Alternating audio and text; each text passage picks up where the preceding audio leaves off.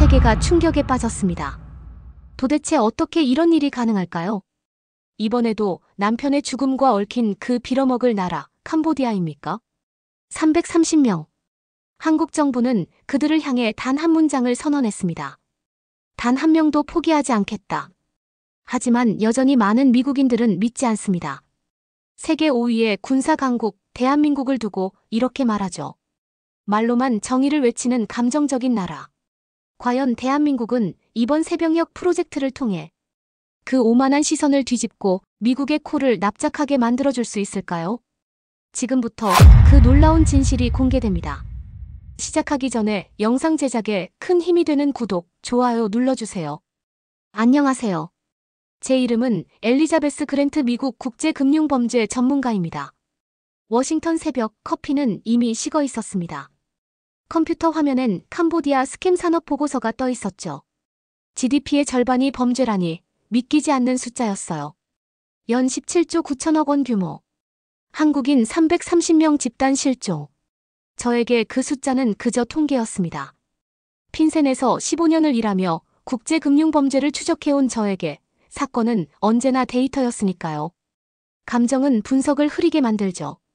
거실에서 TV 소리가 들렸어요. 뉴스 채널이었죠. 화면엔 BTS 인터뷰가 나오고 있었습니다. 또 한류 열풍이라며 떠들어대는 프로그램이었어요. 저는 리모컨을 들어 전원을 껐습니다. 여기서도 빌어먹을 한국이야? 짜증이 났어요. 어딜 가나 한국. 하지만 정작 그 나라는 제 남편을 지키지 못했죠. 창밖으론 워싱턴의 불빛이 보였습니다. 포토맥 강 너머로 국회의사당 돔이 빛나고 있었어요. 세계에서 가장 강력한 도시, 가장 이성적인 결정들이 내려지는 곳. 저는 이곳에서 태어나고 자랐고 미국의 힘을 믿었습니다. 숫자와 데이터로 움직이는 나라, 감정에 휘둘리지 않는 나라. 저는 피식 웃었습니다. 이번에도 한국은 감정적으로 들끓다 끝나겠지. 언론에선 난리가 났고 국민들은 분노했지만 현실은 숫자로 움직입니다. 구출 확률 12%, 외교 해결 가능성 34%, 군사작전 성공률 18%. 데이터는 냉혹했어요. 과거 사례를 분석해보면 더 명확했죠. 2018년 필리핀 인질 사건 성공률 30%. 2020년 아프리카 납치 사건 실패. 대규모 해외 인질 구출은 평균 성공률이 25%를 넘지 못했습니다. 그때 피해자 명단 중 한 줄이 눈에 걸렸습니다. 피해자 중 한국계 미국인 1명. 심장이 철렁했어요. 10년 전 기억이 되살아났죠. 제 남편 마이클 그랜트. 한국 기업 자금 세탁 연루 사건으로 파산 후 자살했습니다. 아니, 자살이라고 발표됐죠. 경찰 보고서엔 우울증이라고 적혀 있었어요. 하지만 저는 믿지 않았습니다. 마이클은 20년 경력의 베테랑 분석가였어요. 어떤 위험 속에서도 침착함을 잃지 않던 사람이었죠. 저는 한국 정부가 진실을 숨겼다고 믿었어요. 그들의 불투명한 시스템이, 감정적인 대응이, 늘어지는 절차가 남편을 죽였다고. 한국은 늘 정의를 외치다 무너진다. 저는 그렇게 믿으며 살아왔습니다. 저는 숫자에 기대며 감정을 억눌렀어요. 마이클의 사진을 서랍 깊숙이 넣어두고 데이터로만 세상을 봤죠. 하지만 그날 밤 손은 계속 떨리고 있었습니다. 왜일까요? 330명이라는 숫자가 자꾸만 마이클의 얼굴로 바뀌었으니까요. 하나하나가 누군가의 남편이고 아내고 자식이었을 텐데. 저는 고개를 저었어요. 안 돼, 감정에 휘둘리면 안 돼. 하지만 커피잔을 든 손은 떨리고 있었습니다. 국제자문단 회의실, 저는 미국 대표로 앉아 있었습니다. 한국 정부가 성명을 발표했죠. 모든 수단을 동원해 전원 구출하겠다고. 48시간 내에. 회의실이 술렁였어요. 독일 대표가 말했습니다. 불가능한 목표 아닙니까? 프랑스 대표도 고개를 저었죠. 감정적인 선언일 뿐입니다. 저는 조롱 섞인 목소리로 말했습니다. 그들은 감정의 나라예요. 현실은 숫자로 움직입니다. 회의실이 조용해졌어요. 모두가 저를 쳐다봤죠. 저는 자신 있게 보고서를 펼쳤습니다. 한국의 과거 사례를 보세요. 2018년 필리핀 인질 사건, 72시간 지연으로 3명 사망. 2020년 아프리카 납치 사건, 외교적 실패로 몸값 지불. 한국은 늘 감정에 치우쳐 타이밍을 놓쳤어요. 국민 여론에 떠밀려 성급하게 움직이거나 반대로 너무 신중해서 기회를 놓치거나 중간이 없었죠. 프랑스 대표가 고개를 끄덕였고 독일 대표는 메모를 적었습니다. 일본 대표는 한국의 정치적 혼란을 지적했고 호주 대표는 군사작전 경험 부족을 언급했어요. 제 말은 회의록에 남았고 로비에 나가자마자 기자들이 그 문장을 인용했습니다. 미국 전문가, 한국은 감정의 나라. 저는 무심히 웃었어요. 한국은 또 실패할 겁니다. 감정으로는 사람을 구할 수 없으니까요. 데이터가 그걸 증명하죠.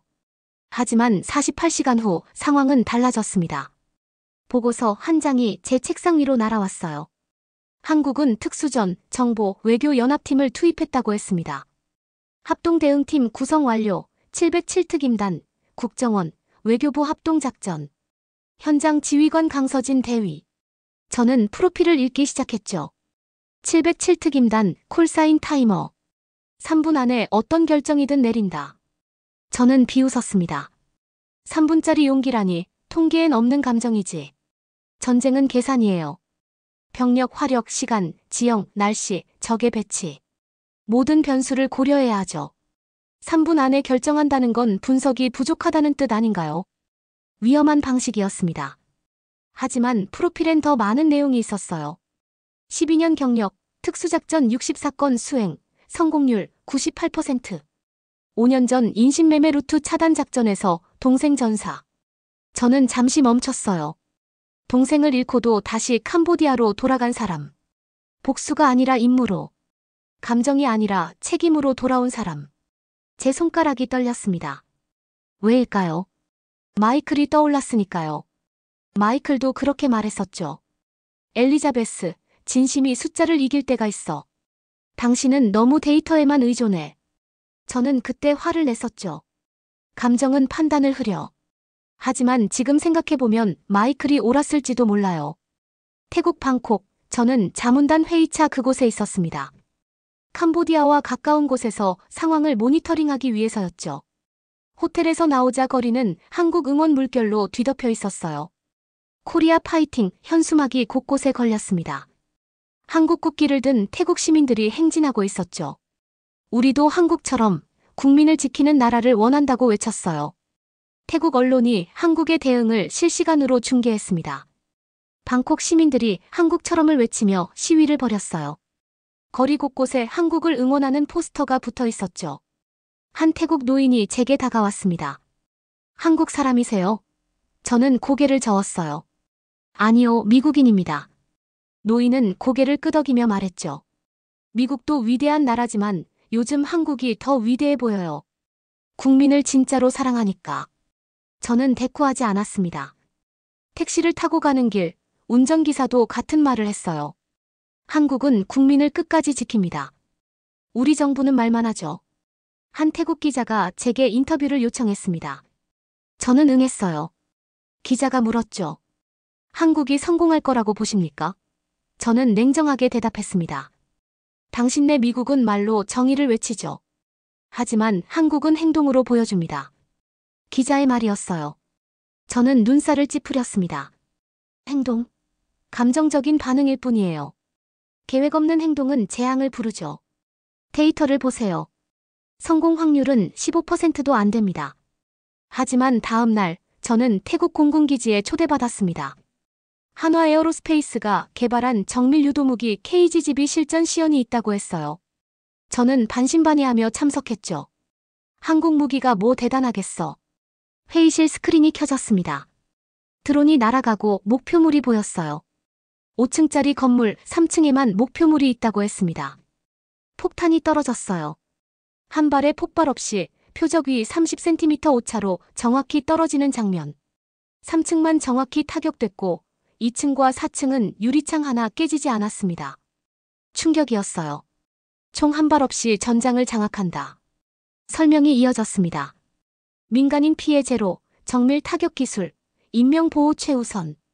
레이저 유도 방식으로 오차 범위 30cm 이내. 그 순간 제 눈빛이 흔들렸습니다. 이건 감정이 아니라 계산이야. 완벽한 계산. 하지만 어째서 이렇게 따뜻하게 느껴지지? 냉철한 분석가의 세계관에 처음으로 균열이 생겼어요. 옆에 있던 태국 공군 관계자가 말했습니다. 한국은 힘으로 이기지 않습니다. 정밀함으로 보호하죠. 미국은 압도적인 화력으로 적을 제압하지만 한국은 최소한의 힘으로 최대한의 생명을 구합니다. 저는 대답할 수 없었어요. 제 안에서 뭔가 무너지고 있었으니까요. 30년간 믿어온 힘의 정의가 흔들리고 있었습니다. 힘은 파괴하는 게 아니라 보호하는 거였어요. 한국 언론이 납치, 고문 영상을 입수했습니다. 저는 자문단 내부망에서 그 영상을 봤어요. 끔찍했죠. 손발이 묶인 사람들, 폭행당하는 장면, 울부짖는 소리. 저는 눈을 감았습니다. 하지만 더 놀라운 건 그 다음이었어요. 캄보디아 정부가 즉각 반박했습니다. 조작이라고, 딥페이크라고, 한국의 여론 조작이라고 강력하게 부인했죠. 정부 대변인이 기자회견을 열어 한국을 비난했어요. 하지만 한국 기자들은 포렌식 데이터로 맞섰습니다. 메타데이터, GPS 좌표, 시간 기록, 카메라 시리얼 넘버까지. 촬영 장소 좌표, 촬영 시각, 심지어 카메라 렌즈 특성까지 분석했어요. 저는 그 데이터를 검증하기 시작했습니다. 핀센 출신인 제가 봐도 완벽했어요. 조작 가능성 제로. 메타데이터는 위조할 수 없었고 GPS 좌표는 정확했으며 시간 기록은 일치했습니다. 심지어 국제 포렌식 전문가 3명을 초청해 독립검증을 받았어요. 미국, 영국, 독일 전문가들이 모두 진짜라고 확인했죠. 저는 보고서를 읽으며 중얼거렸습니다. 이건 언론이 아니라 작전이야. 한국의 기자, 정보요원, 군, 외교관이 하나로 움직이고 있었어요. 감정이 아니라 정밀함으로, 시스템으로. 각자의 역할이 완벽하게 맞물려 돌아가고 있었죠. 기자는 영상을 입수하고, 정보요원은 데이터를 분석하고, 외교관은 국제사회를 설득하고, 군은 구출을 준비했어요. 저는 분석 보고서를 쓰기 시작했습니다. 손이 저절로 움직였죠. 한국의 대응은 감정적이지 않다. 오히려 극도로 이성적이다. 시스템화된 대응, 역할 분담, 정밀한 실행. 그리고 마지막 줄에 처음으로 이런 메모를 적었어요. 존경. 리스펙트라는 단어가 제 보고서에 등장한 건 15년 만에 처음이었습니다. 저는 화면을 보며 중얼거렸어요. 한국은 감정의 나라가 아니야. 진심의 나라였어. 계산된 진심, 시스템화된 정의. 그게 한국이었죠. 회의실로 돌아왔을 때 동료가 물었습니다. 엘리자베스, 한국이 성공할 거라고 생각해요? 저는 잠시 망설였어요. 그리고 대답했죠. 모르겠어요. 하지만 그들은 진심이에요. 동료는 어이없다는 표정을 지었지만 저는 확신하고 있었습니다. 진심은 때로 숫자를 이긴다고. 마이클이 말했던 그 진심을. 현장 보고서에 두 인물이 등장했습니다. 강서진 대위, 707특임단의 현장 지휘자. 콜사인 타이머. 3분 안에 결정을 내리는 군인이었죠. 저는 프로필을 더 깊이 읽었어요. 나이 37세, 12년 경력, 특수작전 64건 수행, 성공률 98%. 실패한 작전은 단 하나, 5년 전 인신매매 루트 차단 작전. 그때 동생이 전사했다고 했습니다. 강민진 중사, 26세. 폭발물 제거 중 순직. 보고서엔 이렇게 적혀 있었어요. 강서진 대위는 3분만 더 빨리 결정했다면 동생을 구할 수 있었다고 믿는다. 그 이후 180초 원칙을 만들었다. 어떤 상황에서도 3분 안에 결정을 내린다. 저는 그 문장을 읽으며 숨이 멎었습니다. 그럼에도 다시 캄보디아를 밟았어요. 같은 땅, 같은 임무. 감정이 아니라 책임으로 돌아온 사람. 복수가 아니라 구원으로. 저는 그 문장을 읽으며 중얼거렸습니다. 감정이 아니라 책임으로 돌아온 사람. 제가 평생 찾던 리더였어요. 숫자로 판단하지만 사람을 포기하지 않는 사람. 그리고 또 한 사람, 에단 리드. 영국 SAS 출신 교환장교였죠. 나이 41세, 18년 경력. 시리아, 아프가니스탄, 이라크 작전 경험. 한국식 절차를 비효율이라 조롱했다고 했어요. 너무 신중하고, 너무 느리고, 너무 많은 승인 절차가 필요하다고. 하지만 현장에서 강서진을 따라 움직이기 시작했다고 했습니다. 저는 에단 리드의 보고서를 읽었어요. 그 안에 이런 문장이 있었죠. 당신 말이 맞았습니다. 3분이면 충분하더군요. 신중함이 느림이 아니었습니다. 확신이었어요. 강서진 대위는 3분 안에 모든 변수를 계산하고 최선의 선택을 합니다. 그건 감정이 아니라 훈련이었고 직관이 아니라 경험이었습니다. 저는 틀렸습니다.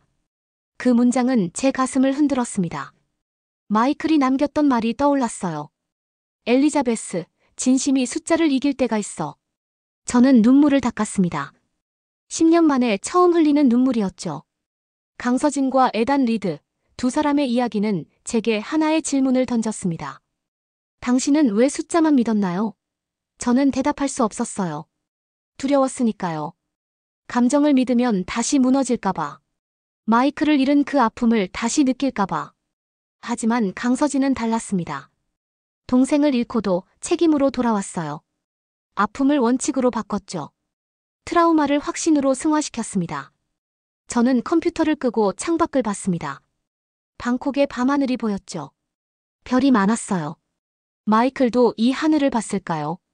10년 전 캄보디아에서 CNN, BBC, 로이터가 일제히 한국의 작전을 보도했습니다. 저는 뉴스를 보며 숨을 죽였어요. 총성 없는 전쟁. 제목부터 충격적이었죠. 전력 차단 120초, 위장 신호, 회랑 개방. 모든 게 시간을 무기로 한 작전이었습니다. 드론 화면이 보였어요. 캄보디아 국경지대, 5층짜리 콘크리트 건물. 인질 210명이 갇혀 있다고 했죠. 건물 하나가 어둠에 잠겼습니다. 전력 차단이었어요. 120초 후 신호탄이 하늘을 가르며 올라갔습니다. 빨간 불꽃이었죠. 마치 새벽을 알리는 것처럼. 인질들이 환호하는 소리가 들렸어요. 창문을 두드리는 소리, 울음소리, 살려달라는 외침. 캄보디아 군이 총을 내렸습니다. 항복이었죠. 단 한 발의 총성도 없이. 지휘관이 무전으로 말했어요. 우리는 싸우러 온 게 아니다. 사람을 구하러 왔다. 항복하면 안전을 보장한다. 캄보디아 군 12명이 무기를 내려놓았습니다. 한국군이 진입했어요. 210명 전원 구출. 저는 메모했습니다. 그들이 두려워하는 건 무기가 아니라 한국의 침묵. 처음으로 제 손이 떨렸어요. 그동안 믿어온 힘의 정의가 무너지고 있었습니다. 미국은 압도적인 화력으로 적을 제압하죠. 토마호크 미사일, 스텔스 전투기, 항공모함. 하지만 한국은 침묵으로 적을 설득했어요. 신호탄 하나로 전쟁을 끝냈죠. 120초의 어둠과 한 발의 신호탄으로. 옆자리 동료가 말했습니다. 이게 가능한 일인가요? 전쟁을 총 없이 끝낸다니. 저는 고개를 끄덕였어요. 가능해요. 진심이 있다면. 동료는 의아한 표정을 지었지만 저는 확신했습니다. 한국은 숫자가 아니라 사람으로 싸우고 있었어요. 데이터가 아니라 진심으로. 화력이 아니라 확신으로. 화면 속 강서진의 얼굴이 보였습니다. 담담했지만 확고했어요. 헬멧을 벗은 모습이 처음 보였죠. 땀으로 젖은 얼굴, 하지만 눈빛은 흔들리지 않았습니다. 무전으로 보고했어요. 임무 완수, 전원 구출. 부상자 없음. 그 짧은 보고가 전 세계를 울렸죠. 저도 울고 있었습니다. 30년 만에 처음으로 숫자가 아니라 사람 때문에, 데이터가 아니라 진심 때문에 캄보디아 총리가 공식 사과를 발표했습니다. 한국 구출팀이 330명 전원 귀환을 완수했다고 했어요. 48시간 만에. 저는 CNN 화면을 통해 봤습니다. 인천공항 새벽이었어요. 귀환 비행기가 착륙했고 330명이 걸어 나왔습니다. 태극기를 든 사람들, 울고 있는 사람들, 가족을 껴안은 사람들. 강서진이 마지막으로 내렸어요. 신호탄을 들어 올렸습니다. 하늘이 붉게 물들었죠. 새벽 하늘에 붉은 불꽃이 피어올랐어요. 환호가 터져 나왔습니다. 대한민국, 대한민국. 인질들이 울고 있었어요. 한 노인이 무릎 꿇고 땅에 입을 맞췄습니다. 조국이여 감사합니다. 젊은 여성이 아이를 안고 울었어요. 포기하지 않아줘서 고마워요. 가족들이 달려와 껴안으며 울었습니다. 저는 조용히 말했습니다. 데이터엔 이 눈물이 없었지. 숫자로는 이 감동을 설명할 수 없었어요. 330명, 그 숫자 뒤에 330개의 가족이, 330개의 이야기가, 330개의 인생이 있었던 거죠. 각자의 꿈이 있었고, 희망이 있었고, 사랑하는 사람이 있었어요. 저는 그제야 깨달았습니다. 숫자는 사람이 아니야. 사람은 숫자가 아니야. 곧이어 속보가 떴어요. 솜바스 차론 체포. 저는 숨을 멈췄습니다. 화면에 그 얼굴이 떴어요. 60대 남성, 캄보디아 정치 거물. 한국 정보팀과 캄보디아 반부패 경찰의 합동작전이라고 했죠. 새벽 5시, 푸놈펜 외곽 별장에서 체포. 압수된 노트북에서 발견된 문서. 화면에 그 내용이 떴어요. M 그랜트, 제거 완료. 불법 자금 루트 조사 중 제거. 자살로 위장. 2020년 11월 3일 처리. 심장이 멎는 듯 했습니다. 마이클. 남편은 자살이 아니었어요. 살해당했던 거죠. 솜바스 차론에게. 한국이 아니라 솜바스 차론에게. 저는 무너졌습니다. 책상에 고개를 묻고 울었어요. 10년간 한국을 원망했지만 한국은 무관했어요. 아니, 한국도 피해자였습니다. 한국 기업 명의를 도용당했고 한국인들이 납치당했고 한국의 이름으로 범죄가 저질러졌어요.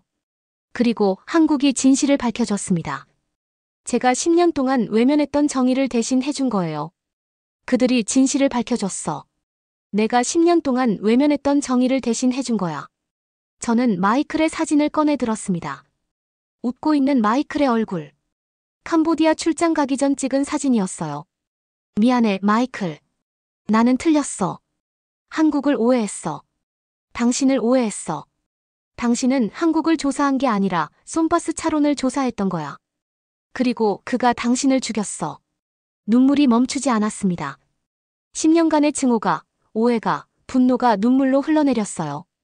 한국 정부가 작전명 새벽역을 발표했습니다. 오퍼레이션 덜라이트. 응징 대신 협력, 복수 대신 시스템 구축. 국제 공조 시스템 강화, 스캠 산업 추적 네트워크 마련, 피해자 보호 체계 구축, 재발 방지 교육 프로그램. 저는 그 발표문을 읽으며 고개를 끄덕였어요. 이게 진짜 정의구나. 복수가 아니라 예방, 응징이 아니라 치유, 분노가 아니라 시스템.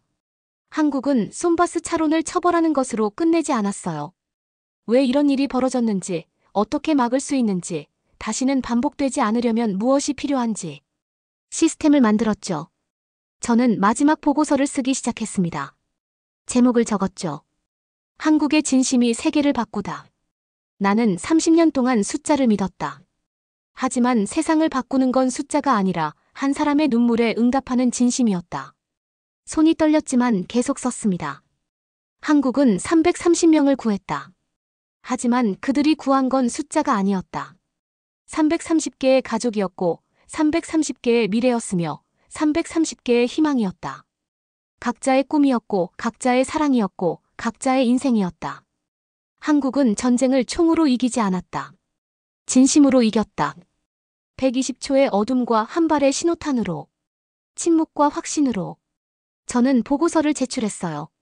그리고 기자회견장에 섰습니다. 손이 떨렸지만 말해야 했죠. 제 목소리로 진실을 전해야 했어요. 플래시가 터졌고 카메라가 돌아갔습니다. 저는 천천히 말했어요. 미국은 라이언 일병을 이야기로 기억합니다. 한국은 330명을 현실에서 데려왔어요. 미국은 영화 속에서 한 명을 구했지만 한국은 현실에서 330명을 구했습니다. 박수가 터져 나왔습니다. 기자들이 질문했죠. 당신은 한국을 비판했었잖아요. 감정의 나라라고 했다면서요. 저는 고개를 끄덕였습니다. 맞아요. 저는 한국을 오해했습니다. 감정의 나라라고 생각했죠. 하지만 틀렸어요. 한국은 진심의 나라였습니다. 감정과 진심은 달라요. 감정은 충동이지만 진심은 확신입니다. 한국은 확신으로 움직였어요. 또 다른 기자가 물었습니다. 남편분 사건은 어떻게 됐나요? 저는 잠시 침묵했어요. 그리고 말했죠. 제 남편은 솜바스 차론에게 살해당했습니다. 10년간 저는 한국을 원망했어요. 하지만 한국이 진실을 밝혀줬습니다. 제가 외면했던 정의를 대신 해줬어요. 감사합니다. 눈물이 흘러내렸습니다. 하늘이 밝았어요.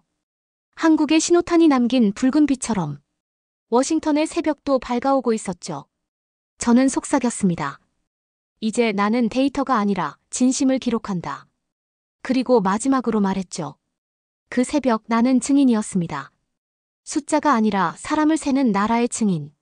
진심이 세상을 바꾸는 순간의 증인. 힘이 아니라 확신이 이기는 순간의 증인.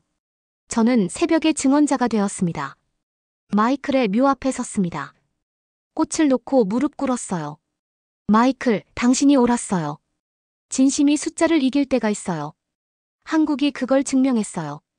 330명 전원, 단 한 명도 포기하지 않고 당신의 진실도 밝혀줬어요. 이제 당신은 자살이 아니라 순직이에요. 정의를 위해 싸우다 희생된 거예요. 새가 지저귀기 시작했습니다. 새벽이었죠. 저는 일어나 하늘을 봤어요. 붉은 빛이 번지고 있었습니다. 신호탄처럼.